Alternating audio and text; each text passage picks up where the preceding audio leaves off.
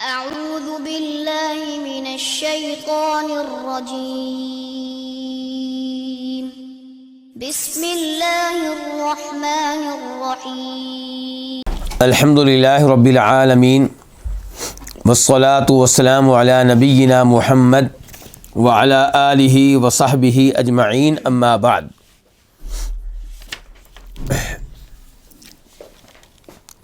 کتاب الفوائد، جس کے مؤلف ہیں امام ابن قیم الجوزیہ، فوت ہوئے ہیں 751 ہجری میں 751، اور اس کتاب کا جو ایڈیشن میرے پاس ہے اس کے محقق ہیں محمد عزیر شمس رحمہ اللہ، اور کتاب کا جو صفحہ آج ہم پڑھیں گے وہ ہے 8181، اور اس کتاب کا دوسرا ایڈیشن شاید کئی دوستوں کے پاس ہو، جس کے محقق ہیں ڈاکٹر عبدالباسط المشہدانی، اس کا صفحہ نمبر ہے 121 121۔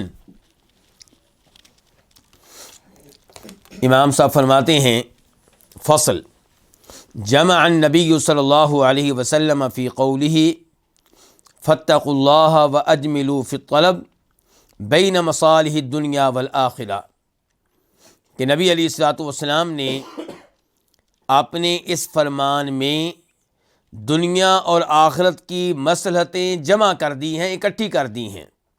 کس فرمان میں؟ فاتقوا اللہ، پس تم اللہ سے ڈرو، واجملوا فی الطلب، اور رزق کے حصول میں اچھا طریقہ اختیار کرو، اعتدال کی راہ اختیار کرو۔ یہ حدیث کہاں پہ آئی ہے؟ سنن ابن ماجہ میں، اس کا نمبر ہے 2144 2144، اور دیگر کئی ائمہ اکرام نے بھی اس کو روایت کیا ہے۔ شیخ البانی رحمہ اللہ نے اس کو صحیح قرار دیا ہے۔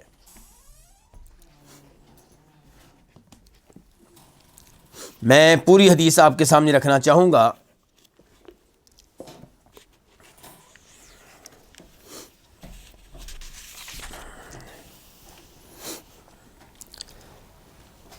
جابر بن عبداللہ اس حدیث کے راوی ہیں،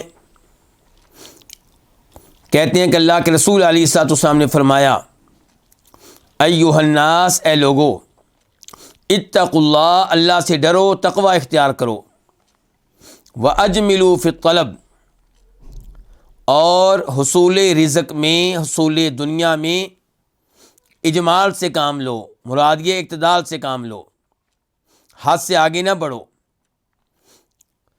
یعنی کہ اس کے لیے غیر شرعی طریقے اختیار نہ کرو، اس کے لیے اپنے آپ کو ہلاکت میں نہ ڈالو۔ فَإِنَّ نَفْسًا لَن تَمُوتَ، کیونکہ کوئی بھی انسان ہرگز فوت نہیں ہوگا، حتیٰ تستوفی رزقہا، جب تک کہ وہ دنیا میں جو اس کا رزق لکھا ہوا ہے پورے کا پورا حاصل نہ کر لے۔ وَإِنْ أَبْطَأَ عَنْہا، یہ ممکن ہے کہ وہ رزق اس سے لیٹ ہو جائے، لیکن پورے کا پورا رزق دنیا سے لے کر جائے گا۔ فاتقوا اللہ، اس لیے اللہ سے ڈرو، واجملوا فی الطلب، اور حصول رزق میں اجمال سے کام لو، یعنی کہ اعتدال سے کام لو، اچھا طریقہ اختیار کرو اس کے لیے۔ خذوا ما حل، وہ مال لو جو تمہارے لیے حلال ہے، وہ دنیا لو جو تمہارے لیے حلال ہے۔ ودعوا ما حرم، اور دنیا کا وہ مال چھوڑ دو جو حرام ہے۔ تو بڑی عظیم یہ حدیث ہے۔ اب آئیں امام صاحب کے کلام کی طرف، کیا کہہ رہے ہیں کہ یہ جو نبی علیہ السلام کا جملہ ہے اس حدیث میں سے کہ فاتقوا اللہ واجملوا فی الطلب، کہ تقوی اختیار کرو، اللہ سے ڈرو، اور حصول دنیا میں، حصول رزق میں اچھا طریقہ اختیار کرو، اس فرمان میں آپ نے دو چیزیں جمع کر دی ہیں، دنیا کی مصلحتیں بھی، آخرت کی مصلحتیں بھی، دنیا کے فوائد بھی، آخرت کے فوائد بھی۔ اب اس کی تفصیل بیان کریں گے امام صاحب۔ کہتے ہیں فَنَعِيمُهَا وَلَذَّتُهَا إِنَّمَا يُنَالُ بِتَقْوَى اللَّهِ، کہ آخرت کی نعمتیں اور آخرت کی لذت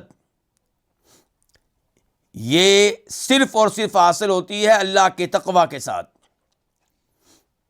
تقوی اختیار کریں گے تو پھر آپ کو آخرت کی نعمتیں ملیں گی، آخرت کی لذتیں ملیں گی۔ وراحت القلب والبدن وترک الاہتمام والحرص الشدید والتعب والعناء والکد والشقاء فی طلب الدنیا انما ینال بالاجمال فی الطلب۔ دنیا کے حصول میں، دنیا کو طلب کرنے کے معاملے میں، فی طلب الدنیا، دنیا کو طلب کرنے کے معاملے میں، راحت القلبی، دلی راحت، والبدن، اور جسمانی راحت، وترک الاہتمام، اور دنیا کے حصول کے معاملے میں اہتمام کو ترک کر دینا، والحرص الشدید، اور شدید قسم کی حرص اور لالچ کو ترک کر دینا، والتعب، اور حصول دنیا کے معاملے میں تھکاوٹ کو ترک کر دینا، اس سے دور رہنا، اس کا نہ ہونا، والعناء، اور مشقت کا نہ ہونا، والقد، اور انتہائی درجے کی کوشش کا نہ ہونا، والشقاء، اور تنگی و پریشانی کا نہ ہونا۔ یہ کیسے ممکن ہے؟ انما ینال بالاجمال فی الطلب، اس چیز کو حاصل کیا جا سکتا ہے صرف اور صرف حصول دنیا میں اجمال کو اختیار کر کے، اعتدال کو اختیار کر کے، مناسب راستے کو اختیار کر کے، عمدہ راستے کو اختیار کر کے۔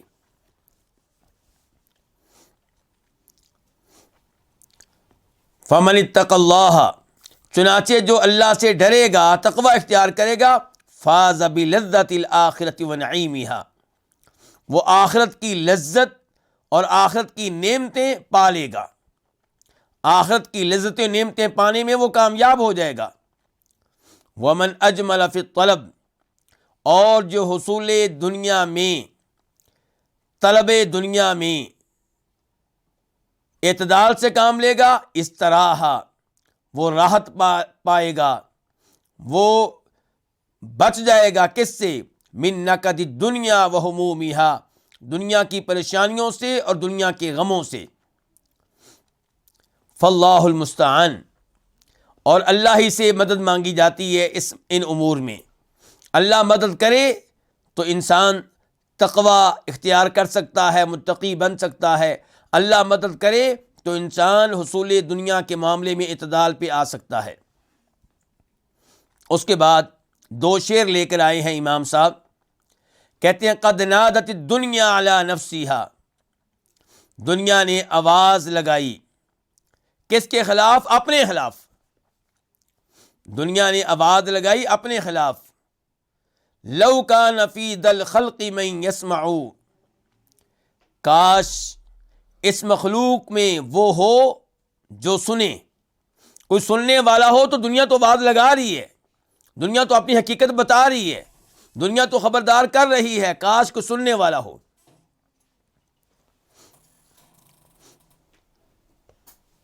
تو ذی الخلقی اس مخلوق میں، کم واثق بالعیش اہلکتہ، دنیا کیا کہہ رہی ہے جی؟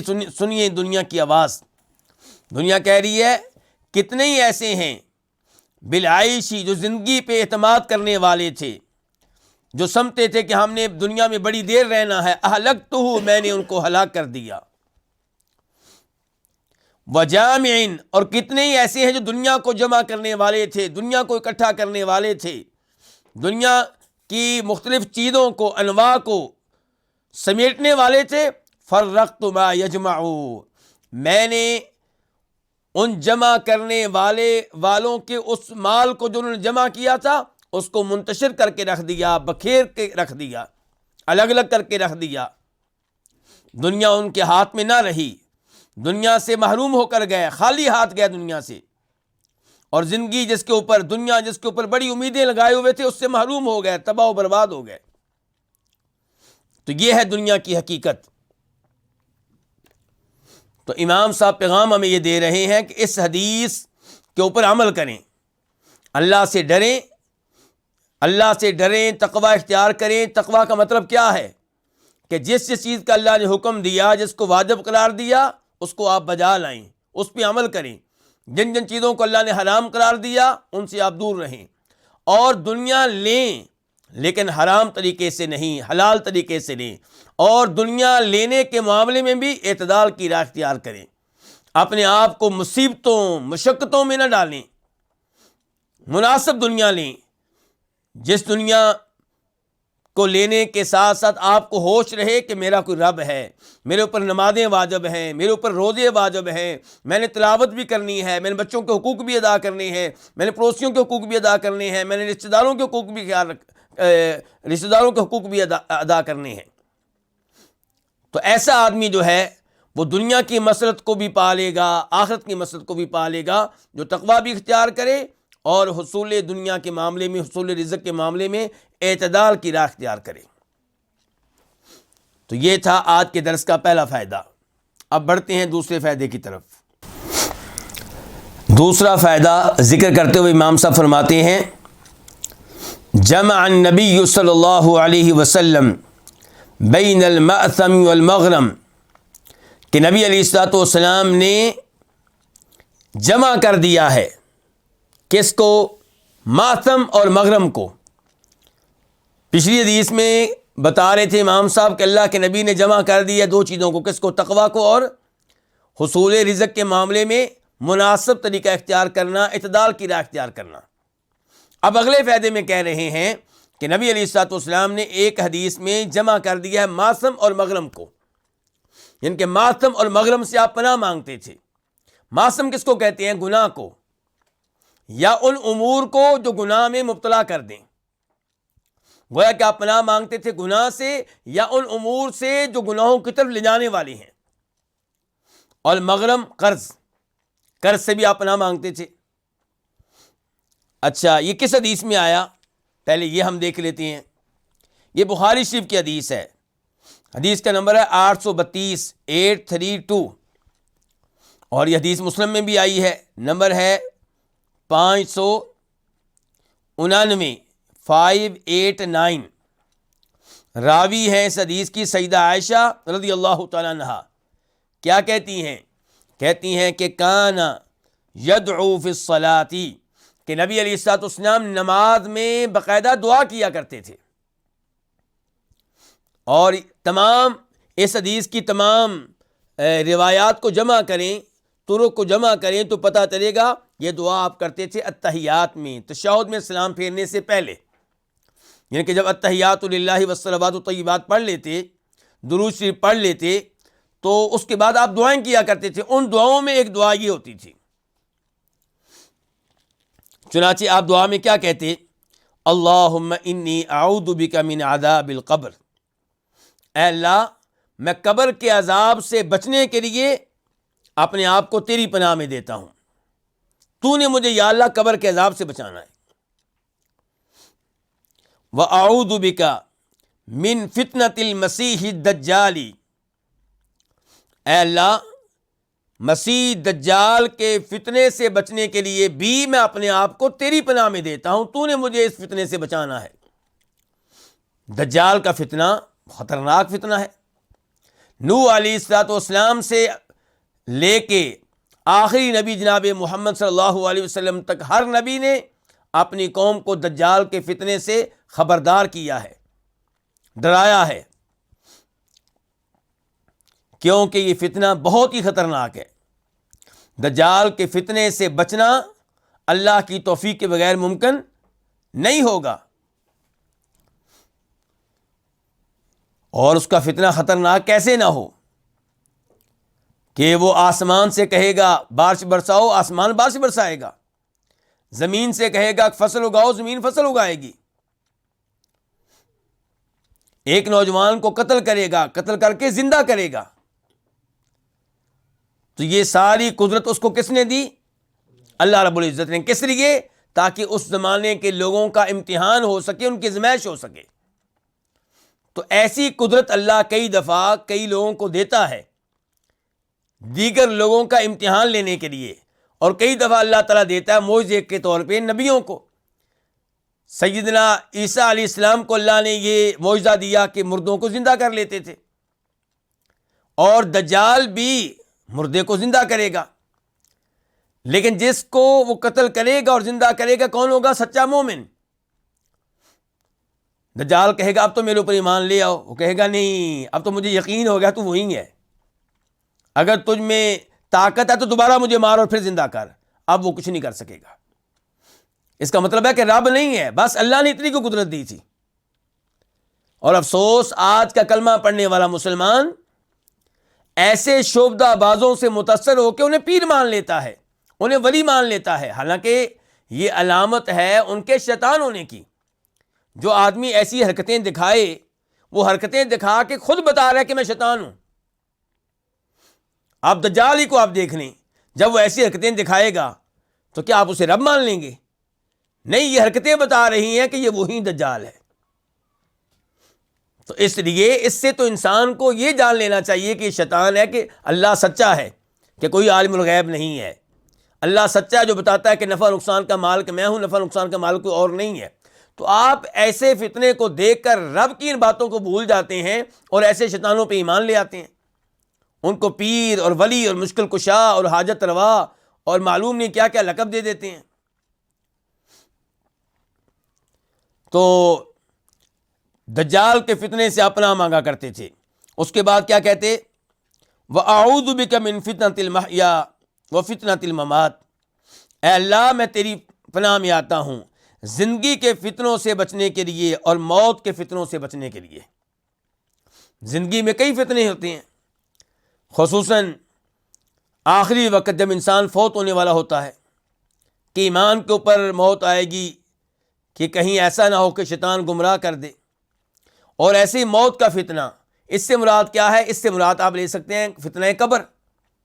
قبر میں جب سوال ہوں گے تیرا رب کون ہے، تیرے نبی کون ہے، تیرا دین کیا ہے، تو ان تمام فتنوں سے بچنے کے لیے اور ان کے شر سے محفوظ رہنے کے لیے نبی علیہ الصلوۃ والسلام اللہ کی پناہ مانگا کرتے تھے۔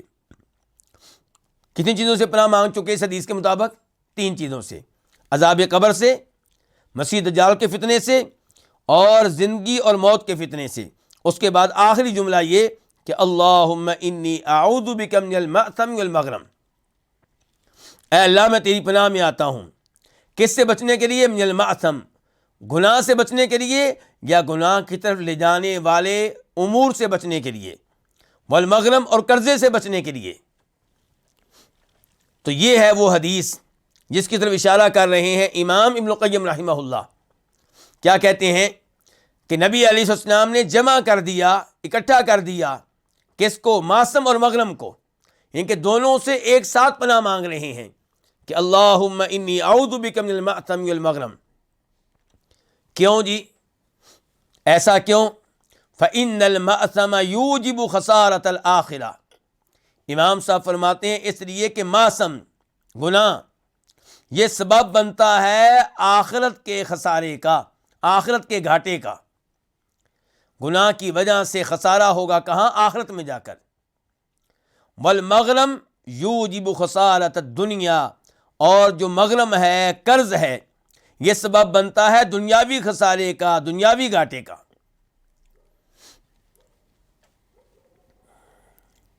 اس عبارت پہ ذرا غور کرنا ہے۔ گناہ کی وجہ سے خسارہ کہاں ہوگا جی؟ آخرت میں۔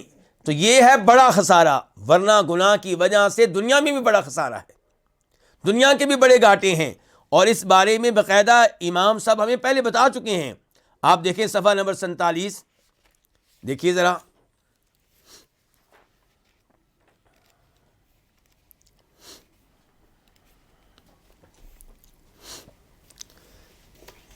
یہ دیکھیں، یہ ہم نے فائدہ پڑھا تھا امام صاحب کے ہاں ہی۔ امام صاحب نے کیا کہا تھا کہ قلت التوفیق، توفیق کا کم ملنا، رائے کا فاسد ہونا، حق کا پوشیدہ رہنا، حق کا پتہ نہ چلنا، دل کا فاسد ہونا، اور تذکرہ نہ ہونا، وقت کا ضائع ہونا، مخلوق کا آپ سے بھاگنا، نفرت کرنا، بندے اور رب کے درمیان مانوسیت نہ ہونا، دعائیں قبول نہ ہونا، دل کا سخت ہونا، رزق اور عمر میں برکت کا نہ ہونا، علم سے محروم ہونا، ذلت کا لباس پہن لینا، دشمن کا غالب آ جانا، سینے کی تنگی اور گندے دوستوں کا مل جانا جو دل کو بھی فاسد کریں، وقت کو بھی ضائع کریں اور ہر وقت غموں ٹینشنوں میں رہنا، کہتے ہیں تتولد من المعصیت، یہ ساری چیزیں پیدا ہوتی ہیں گناہوں سے، یہ گناہوں کے نتائج ہیں دنیا میں۔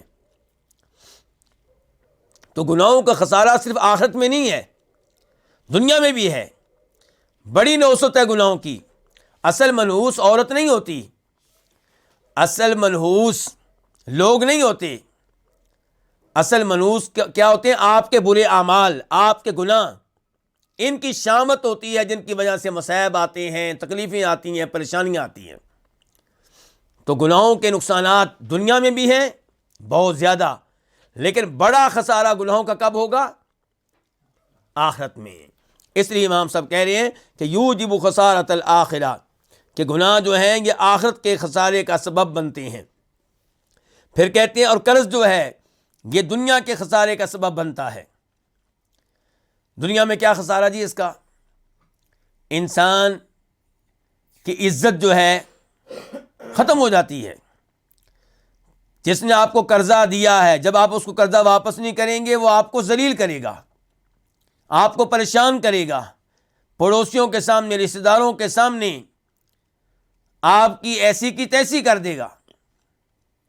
آپ گھر سے باہر نکلنے سے گھبرائیں گے کہ کہیں مجھے راستے میں وہ نہ مل جائے۔ آپ اس کے محلے کا رخ نہیں کریں گے، آپ اس کی دکان کی طرف نہیں جائیں گے، آپ اس کی مارکیٹ کی طرف نہیں جائیں گے۔ وہ آپ کی گلی سے گزرے گا تو آپ چھپ جائیں گے۔ اور مزید کیا اس کا نقصان ہے وہ ذرا حدیث دیکھ لیجئے، وہی حدیث تو پہلے ہم پڑھ رہے تھے کہ نبی علیہ الصلوۃ والسلام ان دو چیزوں سے ایک ساتھ پناہ مانگتے تھے۔ کن دو چیزوں سے؟ معصم اور مغرم سے، گناہ اور قرض سے۔ تو سیدہ عائشہ کہتی ہیں فقال لہ قائل، تو کسی کہنے والے نے آپ سے کہا ما اکثر ما تستعید من المغرم، آپ قرض سے کس قدر زیادہ پناہ مانگتے ہیں؟ بہت پناہ مانگتے ہیں آپ قرض سے، بہت آپ کہتے ہیں کہ یا اللہ مجھے قرض سے محفوظ رکھنا۔ یعنی کہ اس میں کیا حکمت ہے، کیا وجہ ہے؟ تو آپ نے ارشاد فرمایا تھا ان الرجل اذا غرم حدث فکذب، کہ جب انسان مقروض ہو جائے تو جب وہ گفتگو کرے گا تو جھوٹ بولے گا، ووعد فاخلف، وعدہ کرے گا تو وعدے کی خلاف ورزی کرے گا۔ مقروض ہے، قرضہ لے چکا ہے، قرضہ اتارا نہیں جا رہا، گھر کے خرچے پورے نہیں ہوتے، قرضہ کیسے اتارے؟ اب جب اس سے سامنا ہوگا جس کا قرضہ دینا ہے تو اس کے سامنے جھوٹ بولے گا، جی اصل میں اس مہینے یہ ہو گیا تھا اس لیے میں قرضہ نہیں دے سکا، ہمارا ایکسیڈنٹ ہو گیا تھا، ہمارے گھر میں یہ نقصان ہو گیا تھا، جھوٹ بولے گا۔ اب وعدہ کرے گا کہ میں آپ کو اگلے مہینے دے دوں گا، جبکہ دل میں پتہ ہے کہ نہیں دے سکوں گا۔ وعدہ کرے گا تو وعدے کی کیا کرے گا؟ خلاف ورزی کرے گا۔ اور گفتگو کرتے ہوئے جھوٹ بولنا، وعدہ کر کے وعدے کی خلاف ورزی کرنا، یہ کن کی صفات ہیں جی؟ منافقین کی۔ تو یہ منافق کی خصلتیں ہیں جو اس انسان میں پیدا ہو گئی، کس کی وجہ سے؟ قرض کی وجہ سے۔ تو اس لیے نبی علیہ الصلوۃ والسلام پناہ مانگا کرتے تھے گناہوں کے ساتھ ساتھ قرض سے بھی۔ اب ہم بڑھتے ہیں آج کے تیسرے فائدے کی طرف۔ قال تعالی، اچھا پہلے دو فوائد کا تعلق کس سے تھا؟ احادیث سے، اور اب جو فائدہ پڑھنے لگے اس کا تعلق کس سے؟ قرآن کی آیت سے۔ تو امام صاحب الحمدللہ کبھی ہمیں قرآن کے ساتھ جوڑتے ہیں، کبھی احادیث کے ساتھ جوڑتے ہیں، کبھی ہمیں عقیدے میں لے جاتے ہیں، کبھی اپنی طرف سے کئی فائدے اور حکمت بری باتیں بتاتے ہیں۔ اللہ تعالیٰ ان کی قبر کو منور فرمائے۔ کہتے ہیں قال تعالی، اللہ تعالیٰ نے فرمایا والذین جاہدوا فینا لنہدینہم سبلنا، اور وہ لوگ جاہدوا جو پوری کوشش کریں، اچھی طرح جہاد کریں، فینا ہمارے راستے میں، ہماری وجہ سے، لنہدینہم سبلنا البتہ ہم ان کو اپنے راستے دکھاتے ہیں، ہم ان کی اپنے راستوں کی طرف رہنمائی کرتے ہیں۔ سورہ عنکبوت آیت نمبر 69۔ تو اللہ تعالیٰ نے کیا کہا ہے؟ ہدایت میں کن کو دیتا ہوں جی؟ جو ہماری راہ میں جہاد کرتے ہیں، کوشش کرتے ہیں. تو اللہ نے ہدایت کو جوڑ دیا کس کے ساتھ؟ جہاد کے ساتھ. یعنی کہ جہاد کریں گے تو کیا ملے گی؟ ہدایت ملے گی. دیکھیے اب امام صاحب کہتے ہیں علق سبحانہ الہدایت بالجہاد. اللہ تعالیٰ نے ہدایت کا تعلق قائم کر دیا کس سے؟ جہاد سے. اللہ نے ہدایت کو جوڑ دیا جہاد کے ساتھ. فَأَكْمَلُ النَّاسِ ہدایتاً أَعْظَمُهُمْ جِہَادًا.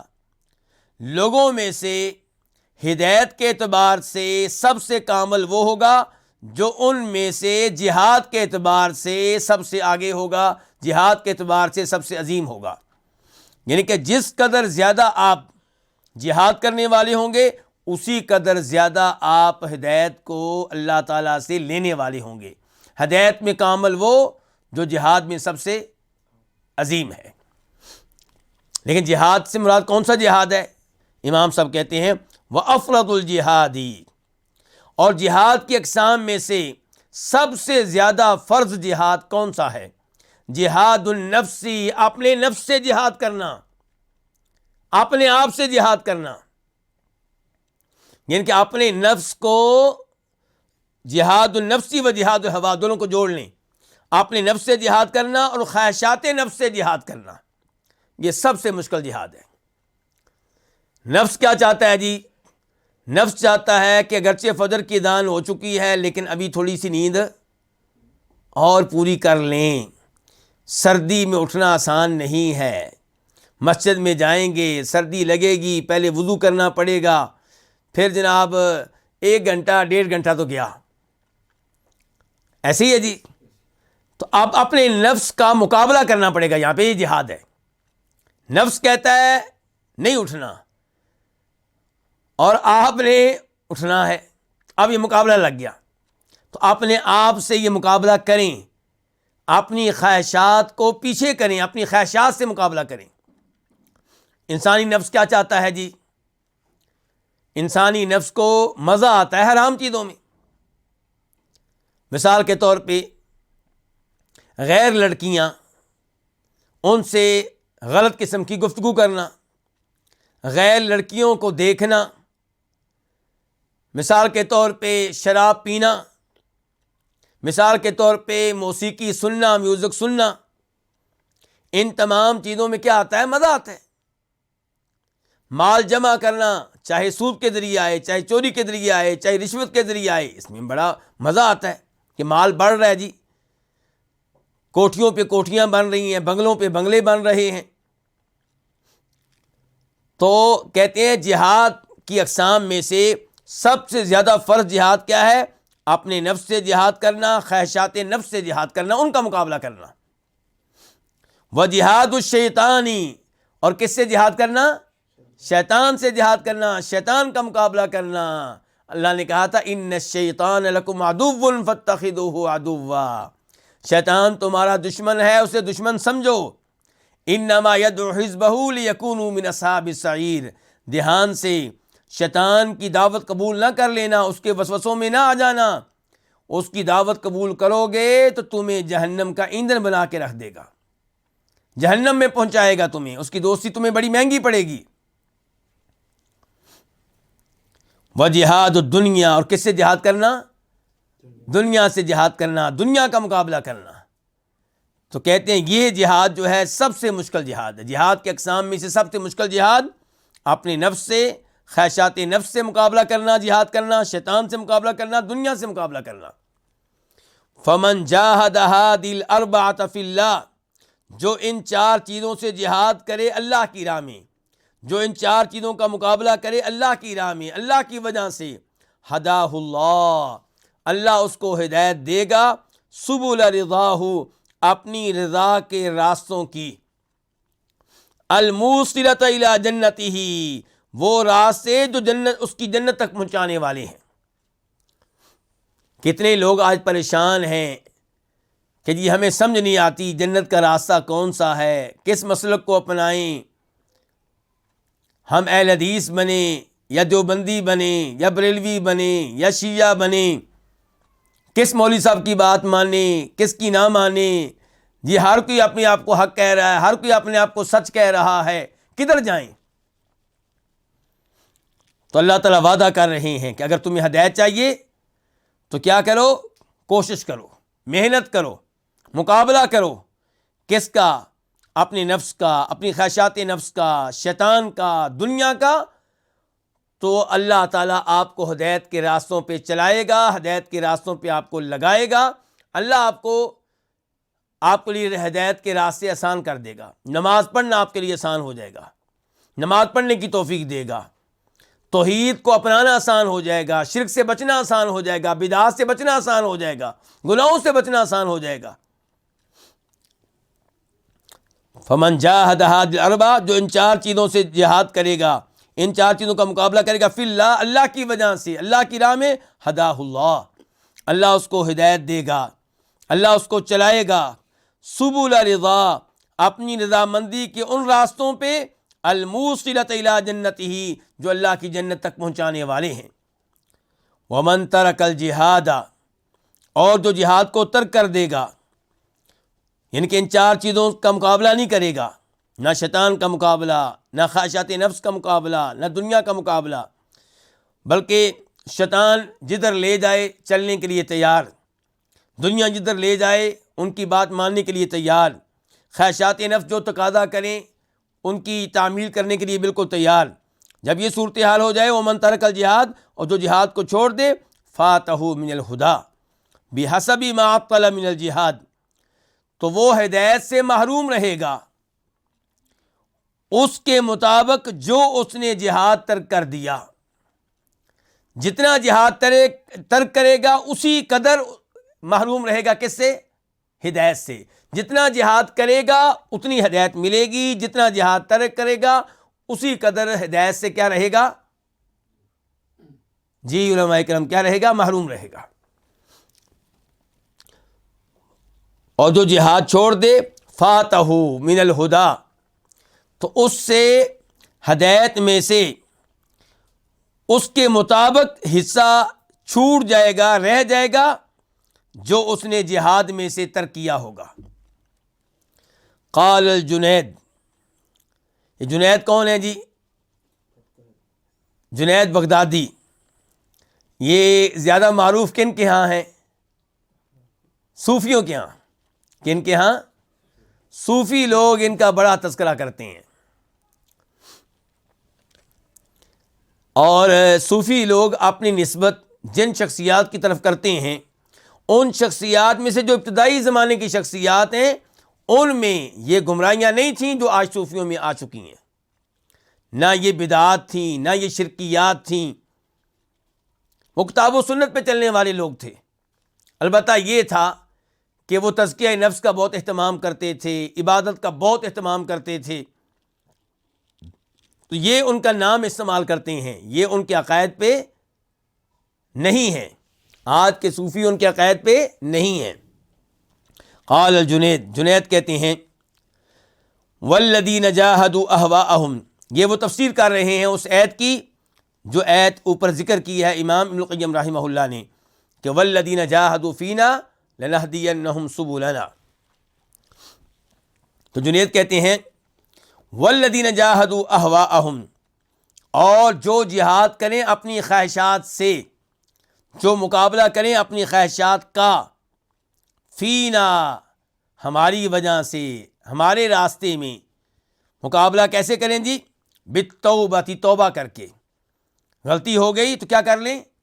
توبہ کر لیں، اللہ کی طرف رجوع کر لیں۔ لنہدینہم سبل الاخلاص، البتہ ہم ان کو چلائیں گے، ان کو دکھائیں گے اخلاص کے راستے۔ اس کا مطلب یہ ہے کہ ہم ان کو شرک سے بچائیں گے، ہم ان کو ریاکاری سے بچائیں گے، ان کی عبادت میں خلوص آئے گا۔ اس کے بعد امام صاحب کہتے ہیں وَلَا يَتَمَكَّنُ مِنْ جِهَادِ عَدُوِّهِ فِي الظَّاهِرِ إِلَّا مَنْ جَاهَدَ هَذِهِ الْأَعْدَاءَ بَاطِنًا، ظاہری طور پہ اپنے دشمن سے جہاد کی قدرت نہیں رکھ سکے گا مگر وہی شخص جو ان دشمنوں سے جہاد کرے گا باطنی طور پہ. کون سے دشمن جی؟ شیطان، دنیا، نفس، خواہشات نفس. تو جو ان چار چیزوں سے باطنی طور پہ جہاد کرے، ان کا مقابلہ کرے، وہی ظاہری طور پہ اپنے دشمن سے مقابلہ کر سکے گا. آج لوگ کہتے ہیں جی ہم نے مقابلہ کرنا ہے کن کا؟ یہودیوں کا. جہاد کرنا ہے کن سے؟ یہودیوں سے. تو امام صاحب کہہ رہے ہیں آپ ان لوگوں سے، کافروں سے جہاد تبھی کر سکیں گے جب آپ پہلے ان دشمنوں سے جہاد کریں. کون سے دشمن؟ شیطان اور نام لیجیے خواہشات نفس اور دنیا. کہتے ہیں ولا یتمکن من جہاد عدوہ فی الظاہر، کہ اپنے دشمن سے جہاد کرنے کی ظاہری طور پہ قدرت نہیں رکھے گا مگر وہ شخص جو جہاد کرے، مقابلہ کرے ان دشمنوں کا باطنی طور پہ. فمن نصر علیہ نصر علی عدوہ، جس کو کامیابی دے دی گئی علیہ ان کے خلاف، ان چار دشمنوں کے خلاف، نصیرہ اسی کو کامیابی ملے گی علی عدوہ، اس کے دشمن کے خلاف، شیطان کے خلاف، کافروں کے خلاف. ومن نصرت علیہ، اور جس کے خلاف ان کو کامیابی دے دی گئی، ان چار چیزوں کو غلبہ دے دیا گیا، کامیابی دے دی گئی، فتح دے دی گئی جس کے خلاف، تو نصر علیہ عدوہ، تو اس پہ اس کا دشمن جو ہے غالب آ جائے گا. یعنی کہ جو آدمی ان چار چیزوں سے شکست کھا گیا وہ کافروں سے بھی شکست کھائے گا، وہ کافروں سے بھی جہاد نہیں کر سکے گا. کیونکہ ان چار چیزوں سے جب آپ مقابلہ نہیں کر سکے، اس کا مطلب ہے کہ آپ شیطان کے بندے بن چکے ہیں، آپ دنیا کے بندے بن چکے ہیں، خواہشات نفس کے بندے بن چکے ہیں. تو آپ رب کو ناراض کر بیٹھے ہیں، رب کی توفیق سے محروم ہو گئے ہیں. اور کافروں سے جہاد کرنے کے لیے اللہ کی رضا کی ضرورت ہے، اللہ کی مدد کی ضرورت ہے، اللہ کی توفیق کی ضرورت ہے. آپ کو تو توفیق نہیں ملے گی، آپ تو رب کو ناراض کر بیٹھے.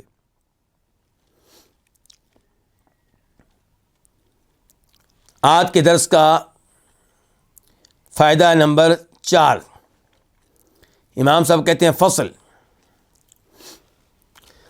القى اللہ سبحانہ العداوۃ بین الشیطان و بین الملک. اللہ رب العزت نے دشمنی ڈال دی ہے شیطان کے درمیان اور کس کے درمیان؟ فرشتے کے درمیان. والعداوۃ بین العقل و بین الہویٰ، اور اللہ نے دشمنی ڈال دی ہے عقل کے درمیان اور خواہشات نفس کے درمیان. شیطان کی کوشش کیا ہے کہ انسان کو کس راستے پہ لگائے؟ گمراہی پہ. اور انسان کے ساتھ دو قرین ہوتے ہیں، دو دوست ہوتے ہیں، دو ساتھی ہوتے ہیں، ایک شیطان اور ایک فرشتہ. فرشتہ انسان کو ترغیب دیتا ہے کس چیز کی؟ خیر کی، نیکی کی، نماز پڑھنے کی، روزہ رکھنے کی، تلاوت کرنے کی. تو اللہ نے دشمنی ڈال دی ہے شیطان اور فرشتے کے درمیان اور عقل اور خواہشات نفس کے درمیان. خواہشات نفس تقاضا کرتی ہیں حرام کاموں میں واقع ہونے کا، اور عقل کیا کہتی ہے ہم سے کہ یہ خواہشات نفس کو اپناؤ گے تو تباہ ہو جاؤ گے. عقل سمجھاتی ہے، وہ کہتی ہے کہ اگر حرام کاموں میں مبتلا ہو جاؤ گے تو رب کو ناراض کر بیٹھو گے، عذاب قبر کا سامنا کرنا پڑے گا، جہنم کا ایندھن بن جاؤ گے. والعداوۃ بین النفس الامارۃ و بین القلب، اور اللہ نے دشمنی ڈال دی ہے اس نفس کے درمیان الامارہ جو بہت زیادہ ترغیب دیتا ہے کس چیز کی؟ گناہوں کی. ان النفس لامارۃ بالسوء وبین القلب، اور دل کے درمیان. وابتلی العبد بذلک، اور اللہ تعالیٰ نے بندے کو آزمائش میں ڈال دیا بذلک، ان چیزوں کے ساتھ. وجمع له بین ہؤلاء، اور اللہ نے انسان کے لیے، بندے کے لیے جمع کر دیا ہے ان تمام چیزوں کو. ایک طرف اس کے شیطان ہے، دوسری طرف فرشتہ ہے، ایک طرف عقل ہے، دوسری طرف خواہشات نفس ہیں، ایک طرف نفس امارہ ہے، دوسری طرف دل ہے. وَأَمَدَّ كُلَّ حِزْبٍ بِجُنُودٍ وَأَعْوَانٍ، اور اللہ نے مدد کی ہے ہر گروہ کی، کئی لشکروں کے ساتھ اور کئی مددگاروں کے ساتھ.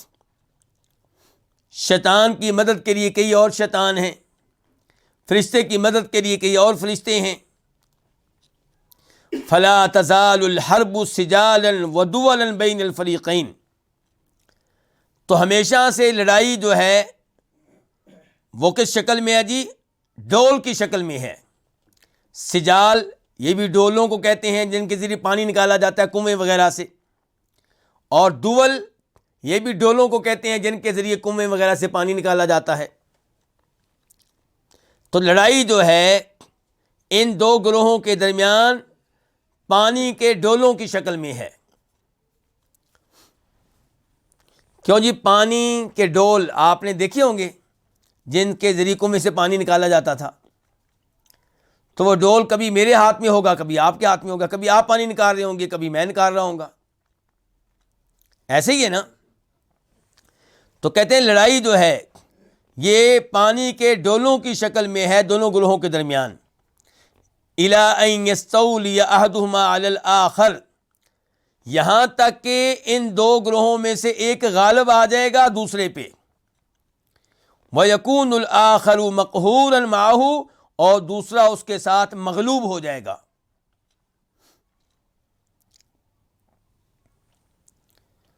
فَإِذَا كَانَتِ النَّوْبَةُ لِلْقَلْبِ وَالْعَقْلِ وَالْمَلَكِ، پس جب باری ہوگی، باری کس چیز کی جی علماء کرام؟ جیتنے کی، غلبہ پانے کی. نوبہ کا معنی کیا؟ باری. تو جب باری ہوگی دل کی، عقل کی اور فرشتے کی، فَهُنَالِكَ السُّرُورُ، تو یہاں پہ کیا ہوگی؟ یہاں پہ سرور ہوگا، خوشی ہوگی. وَالنَّعِيمُ، اور نعمتیں ہوں گی. وَاللَّذَّةُ، اور لذت ہوگی. وَالْبَهْجَةُ، رونق ہوگی. وَالْفَرَحُ، اور خوشی ہوگی. وَقُرَّةُ الْعَيْنِ، آنکھوں کی ٹھنڈک ہوگی. وَطِيبُ الْحَيَاةِ، عمدہ زندگی ہوگی. وَانشراح صدری، سینہ کھلا ہوا ہوگا. وَالْفَوْزُ بِالْغَنَائِمِ، اور اموال غنیمت کے ساتھ کامیابی ملے گی. یعنی کہ جب فرشتہ جیتے گا اور عقل جیتے گی اور دل جیتے گا، تو تب ظاہر ہے کہ آپ کیا کام کر رہے ہوں گے؟ خیر والے، نمازیں پڑھ رہے ہوں گے، روزے رکھ رہے ہوں گے، کبیرہ گناہوں سے بچ رہے ہوں گے. تو آپ کی زندگی میں پھر کیا ہوگی؟ نعمتیں ہوں گی، سرور ہوگا، لذت ہوگی، رونق ہوگی، آنکھوں کو ٹھنڈک ملے گی. کیا دیکھ کے؟ یہ نعمتیں دیکھ کے، نیکی کے کام دیکھ کے. زندگی بڑی شاندار ہوگی، سینہ آپ کا کھلا ہوا ہوگا. وَإِذَا كَانَتِ النَّوْبَةُ لِلنَّفْسِ وَالْهَوَىٰ وَالشَّيْطَانِ، اور جب باری ہوگی، باری کس چیز کی جی؟ پھر علماء کرام پھر پوچھ رہا ہوں، جیتنے کی، فتح پانے کی.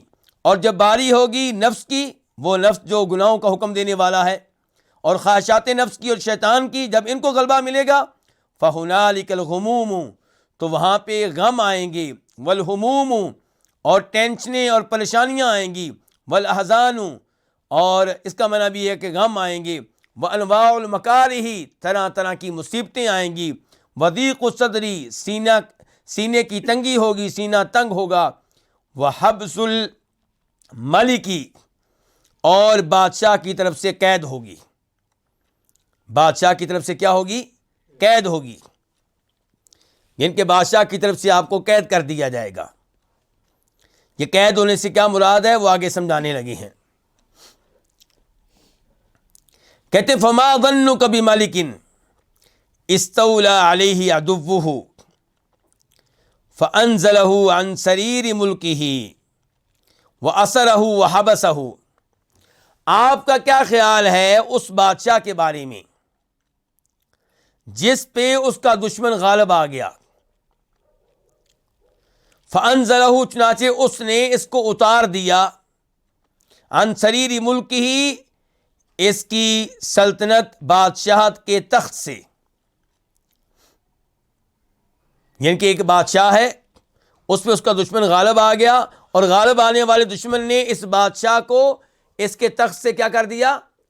اتار دیا، اس کے اقتدار سے محروم کر دیا، اس کی کرسی سے اس کو محروم کر دیا. وَأَسَرَهُ، اور اس کو قیدی بنا لیا. وَحَبَسَهُ، اس کو محبوس کر دیا، بند کر دیا.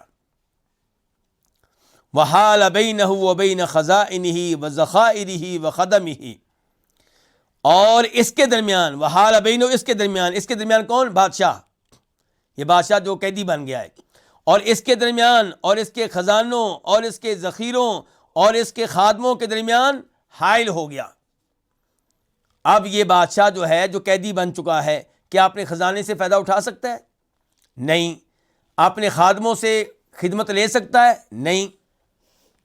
وَسَيَّرَهَا لَهُ، اور اس دشمن نے ان چیزوں کو اپنے لیے کر لیا ہے، قبضہ کر لیا ان پہ۔ غلبہ پانے والے دشمن نے خزانہ اپنے ہاتھ میں لے لیا، ذخیرے اپنے ہاتھ میں لے لیے، خادمہ اپنے ہاتھ میں لے لیے۔ وَمَعَ هَذَا فَلَا يَتَحَرَّكُ الْمَلِكُ لِطَلَبِ ثَأْرِهِ، اس سب کے باوجود یہ بادشاہ حرکت نہیں کرتا اپنا انتقام طلب کرنے کے لیے۔ وَلَا يَسْتَغِيثُ بِمَنْ يُغِيثُهُ، اور یہ اس سے فریاد نہیں کرتا جو اس کی فریاد کو پورا کرے۔ وَلَا يَسْتَنْجِدُ بِمَنْ يُنْجِدُهُ، اور یہ مدد طلب نہیں کرتا اس سے جو اس کی مدد کر سکے۔ اقتدار سے محروم کر دیا گیا، قیدی بنا دیا گیا، اس کے خزانوں پہ دشمن نے قبضہ کر لیا، اس سب کے باوجود یہ انتقام لینے کے لیے کوئی حرکت نہیں کرتا اور فریاد نہیں کرتا ان سے جو اس کی فریاد کو پورا کر سکیں، مدد نہیں مانگتا ان سے جو اس کی مدد کر سکیں۔ وفوق هذا الملك ملك قاہر لا يقہر، اور اس بادشاہ کے اوپر ایک اور بادشاہ ہے، اس بادشاہ کے اوپر ایک بادشاہ ہے قاہر، جو بہت زبردست ہے، لا یقہر، جس کو مقہور نہیں کیا جا سکتا، شکست نہیں دی جا سکتی۔ وغالب، وہ ایک اور بادشاہ غالب ہے، لا یغلب، اس کو مغلوب نہیں کیا جا سکتا۔ وعزیز، اور وہ بڑی عزت والا ہے، لا یذل، اسے ذلیل نہیں کیا جا سکتا۔ فارسل الیہ، تو اس نے اس کو پیغام بھیجا۔ کس کو؟ اس بادشاہ کو جو قید میں ہے۔ کس نے پیغام بھیجا؟ اس بڑے بادشاہ نے۔ کیا پیغام بھیجا جی؟ اس نے پیغام بھیجا، ان استنصرتنی نصرتک، اگر تم مجھ سے مدد طلب کرو میں تمہاری مدد کروں گا۔ وان استغثت بی اغثتک، اگر تم مجھ سے فریاد کرو میں تمہاری فریاد کو پورا کروں گا۔ وَإِنِ الْتَجَأْتَ إِلَيَّ، اگر تم میری پناہ میں آ جاؤ تو أَخَذْتُ بِثَأْرِكَ، میں تمہارا انتقام لوں گا۔ وَإِنْ هَرَبْتَ إِلَيَّ وَأَوَيْتَ إِلَيَّ، اگر تم بھاگ کر میری طرف آ جاؤ اور میرے ہاں پناہ لو تو سَلَّطْتُكَ عَلَىٰ عَدُوِّكَ، میں تمہیں تمہارے دشمن پہ مسلط کر دوں گا۔ وَجَعَلْتُهُ تَحْتَ أَسْرِكَ، اور اس کو تمہاری قید میں دے دوں گا۔ یہ بڑا بادشاہ کیا کہہ رہا ہے جی؟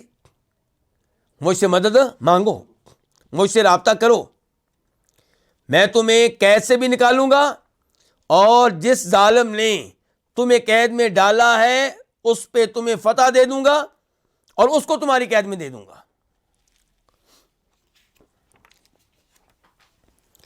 فَإِنْ قَالَ هَذَا الْمَلِكُ الْمَأْسُورُ، پس اگر کہے یہ بادشاہ، المأسور کون سا؟ جو قید میں ہے، کیا کہے کہ قد شد عدوی وثاقی، میرے دشمن نے میرے بندن کو مضبوطی سے باندھا ہوا ہے۔ وثاق بندن، باندھنے کی چیز، رسی کہہ لیں آپ، زنجیر کہہ لیں، بندن کہہ لیں، شدہ مضبوطی سے باندھا ہوا ہے۔ وَأَحْكَمَ رِبَاطِي، اور اس نے میری رسی کو بہت پختہ کیا ہوا ہے۔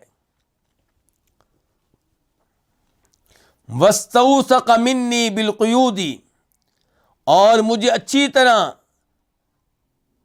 باندھ کر زنجیروں کے ذریعے اپنی حفاظت میں لیا ہوا ہے، اپنی تحویل میں لیا ہوا ہے۔ القیود قید ان کی جمع ہے، بیڑیاں کہہ لیں آپ، زنجیریں کہہ لیں۔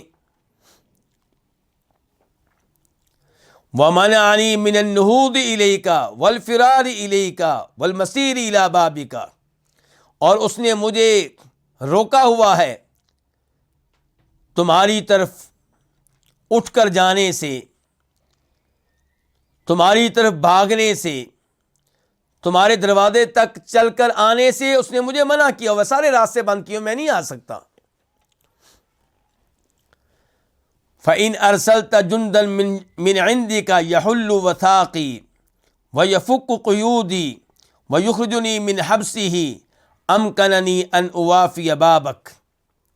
فَإِنْ أَرْسَلْتَ، اگر آپ بھیجیں، ان جندن کوئی لشکر، من عندک اپنی طرف سے، ایسا لشکر ہو، یحل وثاقی، جو میری رسی کو کیا کرے، کھول دے، ویفک قیودی، اور میری زنجیروں کو، بیڑیوں کو بھی کھول دے، ویخرجنی من حبسہ، اور مجھے اس بادشاہ کی قید سے نکالے، تو امکننی، تو تب میرے لیے ممکن ہوگا، ان اوافی بابک، کہ میں آپ کے دروازے تک پہنچ سکوں، وَإِلَّا، ورنہ، لم یمکننی مفارقت محبسی، ورنہ میرے لیے ممکن نہیں ہے اپنے قید خانے سے الگ ہونا، ولا کسر قیودی، اور نہ ہی میرے لیے ممکن ہے اپنی زنجیروں کو توڑنا، اپنی بیڑیوں کو توڑنا۔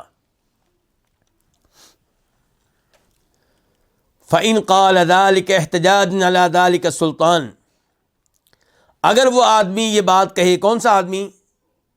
وہ بادشاہ جو کہ کہاں ہے، قید میں ہے، اگر وہ یہ بات کہے احتجاج کرتے ہوئے، اعتراض کرتے ہوئے، علی ذلک السلطان، اس بڑے حکمران کے خلاف، بڑے بادشاہ کے خلاف، ودفعا لرسالتہ، اور اس کے پیغام کو دھتکارتے ہوئے، ورضا بما هو فیہ عند عدوہ، اور راضی ہوتے ہوئے اس حالت پہ جس میں وہ ہے اپنے دشمن کے پاس، تو کیا ہوگا پھر؟ اگر وہ یہ بات کہہ رہا ہے اس لیے کہ وہ بڑے سلطان پہ مطمئن نہیں ہے، اور بادشاہ کے پاس، جس بادشاہ نے قید کیا ہوا ہے اس کے پاس خوش ہے، تو خلاہ السلطان الاعظم، تو اس کو جو سب سے بڑھ کے حکمران ہے، بادشاہ ہے، اس کو کیا کرے گا؟ چھوڑ دے گا، وحالہ، اور اس کے حال کو چھوڑ دے گا، یعنی کہ اس کو اس کی حالت پہ چھوڑ دے گا، وواللہ ما تولا، اور اس کو ادھر پھیر دے گا جدھر وہ پھر کر جا رہا ہے۔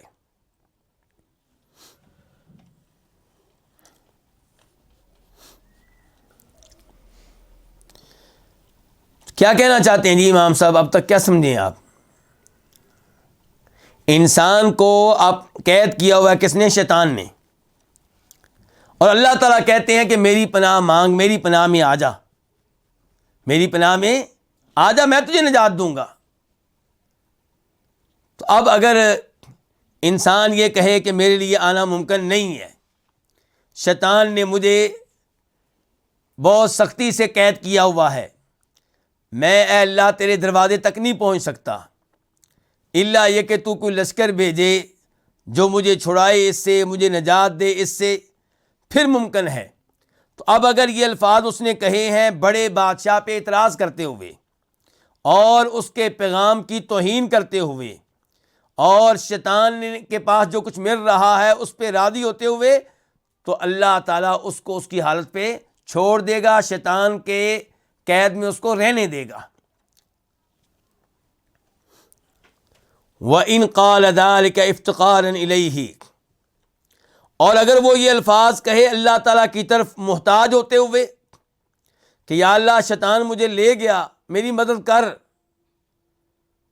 تو مدد نہیں کرے گا تو خود میں نہیں اس سے چھوٹ سکتا، اعتراض کرتے ہوئے نہیں کہہ رہا، حقیقت حال بیان کر رہا ہے کہ میں کمزور ہوں۔ تو وَإِنْ قَالَ ذَلِكَ افتقارا الیہ، اگر وہ یہ الفاظ کہے اللہ کی طرف محتاج ہوتے ہوئے، وَإِظْهَارًا لِعَجْزِهِ وَذُلِّهِ، اور اپنی بے بسی اور اپنی مسکینی کو ظاہر کرتے ہوئے، وَأَنَّهُ أَضْعَفُ وَأَعْجَزُ أَن يَسِيرَ إِلَيْهِ بِنَفْسِهِ، اور اس بات کو ظاہر کرتے ہوئے کہ وہ اس سے کہیں کمزور ہے، اس سے کہیں زیادہ بے بس ہے کہ وہ خود چل کر اس کی طرف جائے، کس کی طرف؟ اس بڑے بادشاہ کی طرف۔ وَيَخْرُجَ مِنْ حَبْسِ عَدُوِّهِ، اور نکلے اپنے دشمن کی قید سے، وَيَتَخَلَّصَ مِنْهُ اور نجات حاصل کرے اس دشمن سے، بِحَوْلِهِ وَقُوَّتِهِ اپنی حرکت سے، اپنی قوت سے، وَأَنَّ مِن تَمَامِ نِعْمَةِ ذَلِكَ الْمَلِكِ عَلَيْهِ كما ارسل الیہ هذه الرسالة یمدہ من جندہ وممالکہ بمن یعینہ علی الخلاص ویکسر باب محبسہ ویفک قیودہ فإن فعل به ذلك فقد اتم انعامہ علیہ۔ اور یہ کہ یعنی کہ وہ یہ زہر کر رہا ہے، وہ بادشاہ جو قید میں ہے، وہ اپنی اللہ تعالیٰ کی طرف محتاجگی کو زہر کر رہا ہے، اور اپنی بے بسی کو، کمزوری کو زہر کر رہا ہے، اور کس چیز کو زہر کر رہا ہے کہ وَأَنَّ اور بے شک من تمام نعمت ذَلِكَ الْمَلِكِ علیہ اس بادشاہ کی کہ اس پہ مکمل احسان تب ہوگا۔ پہلا احسان کیا کیا ہے اس بادشاہ نے؟ پیغام بھیجا ہے۔ اس بادشاہ نے کیا کیا ہے کہ اگر تم چاہو تو میں تمہاری مدد کر سکتا ہوں، میں تمہیں اس قید سے نکال سکتا ہوں۔ یہ اس بادشاہ کا بہت بڑا احسان ہے۔ قید میں ایک آدمی ہے، اس کو ایسا پیغام ملے کہ کوئی آپ کو اس قید سے نجات دے سکتا ہے تو وہ بہت بڑا محسن ہوگا۔ لیکن اب یہ چاہتا ہے جو قید میں بادشاہ ہے کہ نیکی میرے ساتھ مزید کی جائے، میرے اوپر مزید احسان کیا جائے، کیا کہ میری مدد کے لیے کوئی لشکر بھیجا جائے۔ وَأَنَّ اور بے شک من تمام نعمت ذَلِكَ الْمَلِكِ علیہ اس بادشاہ کی کہ اس پہ انعام کی تکمیل اور احسان کی تکمیل میں سے یہ ہوگا ان یمدہ کہ اس کی مدد کرے، کما ارسل الیہ ہذہ الرسالہ جیسا کہ اس نے اس کی طرف یہ پیغام بھیجا ہے، ایسے ہی ان یمدہ کیا کرے، اس کی مدد کرے۔ ان یمدہ اس کی مدد کیسے کرے؟ اس کی مدد کے لیے بھیجے من جندہ اپنے لشکر میں سے، وہ ممالکہ اور اپنے مملوکوں میں سے جو اس کی ملکیت میں ہیں، جو اس کے نوکر ہیں، جو اس کے غلام ہیں، اپنے لشکر میں سے اور اپنے مملوکوں میں سے اس کی مدد کرے، ان کے ساتھ بمن یعینہ جو اس کی مدد کریں، کس کی؟ اس قیدی بادشاہ کی چھٹکارا پانے پہ، اور جو توڑیں باب محبسہ اس بادشاہ کی قید کے دروازے کو، وَيَفُكُّ قُيُودَهُ اور وہ لوگ جو مدد کے لیے آئیں وہ کیا کریں، اس کی زنجیروں کو کھول دیں۔ فَإِن فَعَلَ بِهِ ذَلِكَ تو اگر یہ بڑا بادشاہ کرے بِهِ اس قیدی بادشاہ کے ساتھ ذَلِكَ یہ کیا کہ مدد کے لیے لشکر بھیجے، فَقَدْ أَتَمَّ إِنْعَامَهُ عَلَيْهِ تو یقیناً اس نے اس پہ اپنے انعام کو کیا کر دیا، مکمل کر دیا، احسان کی تکمیل ہو گئی کہ پہلے پیغام بھیجا تھا، اب باقاعدہ کیا بھیج دیا ہے، لشکر بھیج دیا ہے۔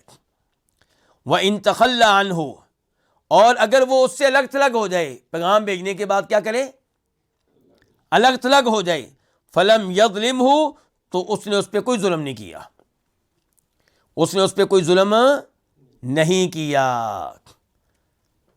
اور سمجھ رہے ہیں علماء کرام، اللہ تعالیٰ نے ہدایت کے لیے نبی بھیج دیے، یہ اللہ کا پیغام ہے۔ ہم سب پھنسے ہوئے ہیں کس کے پاس؟ شیطان کے پاس، خصوصاً کافر پھنسے ہوئے ہیں شیطان کے پاس۔ تو اللہ نے ہدایت کے لیے کیا بھیج دیے؟ نبی، کتابیں بھیج دی اللہ تعالیٰ نے۔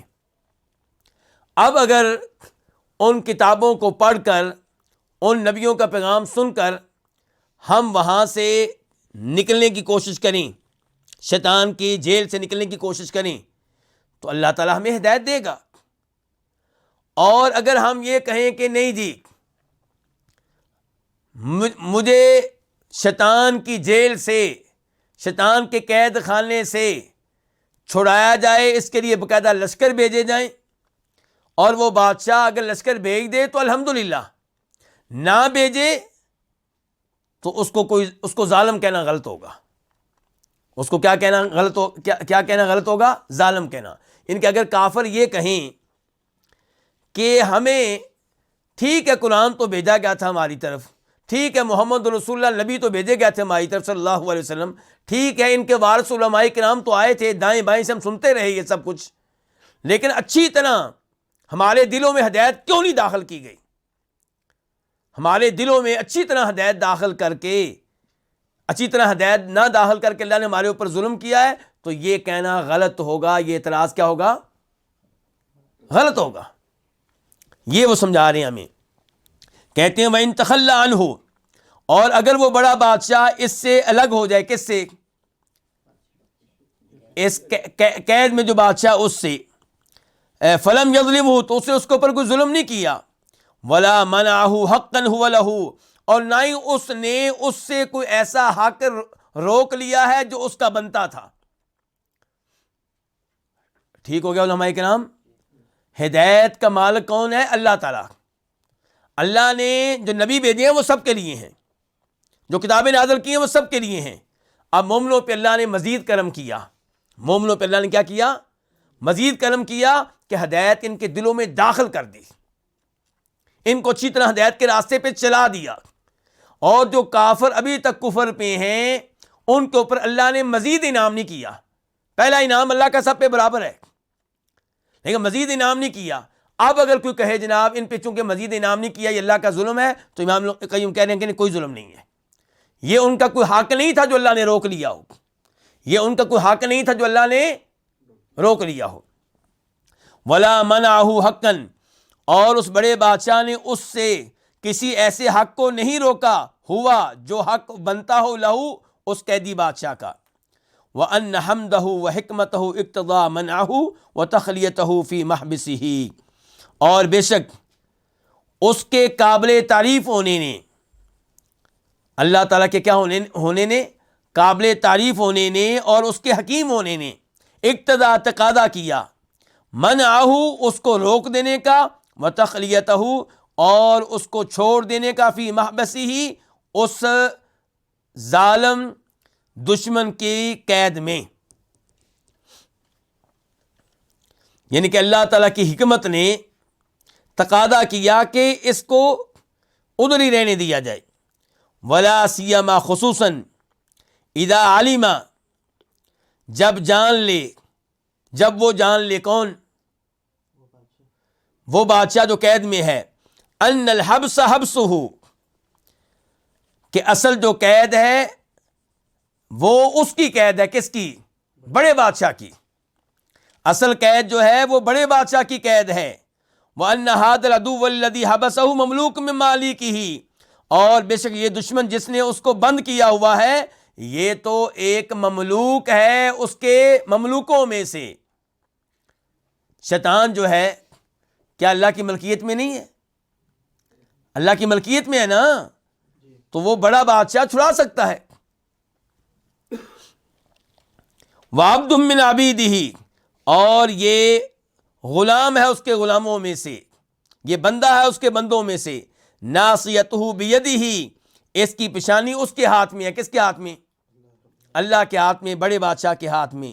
لا يتصرف الا باذنہ ومشیئتہ، یہ کوئی تصرف نہیں کرتا یہ قید کرنے والا دشمن، الا باذنہ، مگر اللہ کے اذن سے اور اس کی مشیت سے۔ فهو غیر ملتفت الیہ، چنانچہ وہ جو ہے وہ کون؟ یہ بادشاہ جو قید میں ہے، غیر ملتفت الیہ، یہ اس کی طرف التفات کرنے والا نہیں ہے، کس کی طرف؟ اس دشمن کی طرف۔ اب ولاسی اما سے حالت تبدیل ہو گئی ہے نا، کہتے ہیں کہ خصوصاً جب اس بادشاہ کو جو قید میں ہے یہ پتہ چل جائے کہ حقیقت میں یہ قید خانہ بڑے بادشاہ کا ہی ہے، کیوں؟ کیونکہ یہ دشمن جس نے مجھے قید میں ڈالا ہے یہ اس کے نوکروں میں سے ایک نوکر ہے، یہ اس کے بندوں میں سے ایک بندہ ہے، اس کی پیشانی اس کے ہاتھ میں ہے، یہ جو بھی تصرف کرتا ہے اس کے اذن اس کی مشیت سے کرتا ہے۔ فَهُوَ غَيْرُ مُلْتَفِتٍ إِلَيْهِ، یہ بات جان لینے کے بعد اب وہ بادشاہ جو قیدی بادشاہ ہے وہ التفات نہیں کرتا، توجہ نہیں کرتا الیہ، اس کی طرف، کس کی طرف؟ اس دشمن کی طرف، اس سے رابطہ نہیں کرتا کہ مجھے جیل سے چھوڑو، اس کی منت نہیں کرتا۔ ولا خائف منہ، نہ ہی اس سے خوف زدہ ہے۔ ولا معتقد، اور نہ ہی یہ عقیدہ رکھتا ہے کہ ان لہ شیء من الامر، کہ اس کے پاس کچھ ہے معاملے میں سے، وہ مالک ہے کسی چیز کا بھی معاملے میں سے، ولا بیدہ، اور نہ ہی عقیدہ رکھتا ہے کہ اس کے ہاتھ میں ہے نفع و نقصان، بل ہوا ناظر الی مالکہ، بلکہ وہ دیکھ رہا ہے کس کی طرف؟ اپنے اصل مالک کی طرف، بڑے بادشاہ کی طرف، یعنی کہ اللہ تعالیٰ کی طرف، وہ متولی امرہ، اور وہ دیکھ رہا ہے اس، بل ہوا ناظر الی مالکہ، بلکہ وہ دیکھ رہا ہے اس کے مالک کی طرف۔ کس کے مالک کی طرف؟ اس دشمن کے مالک کی طرف، جو دشمن کا بھی مالک ہے، بڑا بادشاہ یعنی کہ اللہ تعالیٰ۔ وہ متولی امرہ، اور دیکھ رہا ہے اس کی طرف جو اس کے امور کا ذمہ دار ہے۔ ومن ناصیۃ بیدہ، اور دیکھ رہا ہے اس کی طرف جس کے ہاتھ میں اس کی پیشانی ہے۔ فقد افردہ بالخوف والرجاء، چنانچہ اس نے اسی کو خاص کر رکھا ہے، کس کو؟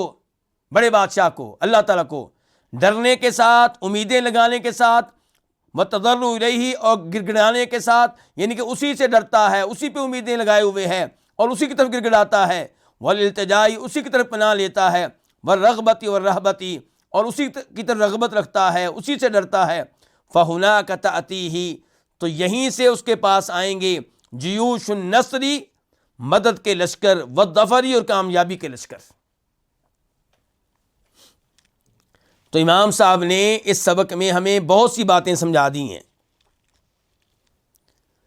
ایک تو یہ کہ ہم شیطان کی قید میں ہیں، اور شیطان کی قید سے بچنے کے لیے رابطہ کرنا پڑے گا کس سے؟ اللہ سے۔ لیکن ہم میں سے بہت سے لوگ اللہ سے رابطہ کرتے ہی نہیں، یہ کافر اللہ سے مدد مانگتے نہیں کہ یا اللہ ہمیں شیطان سے نجات دے، شیطان کی قید سے نکال۔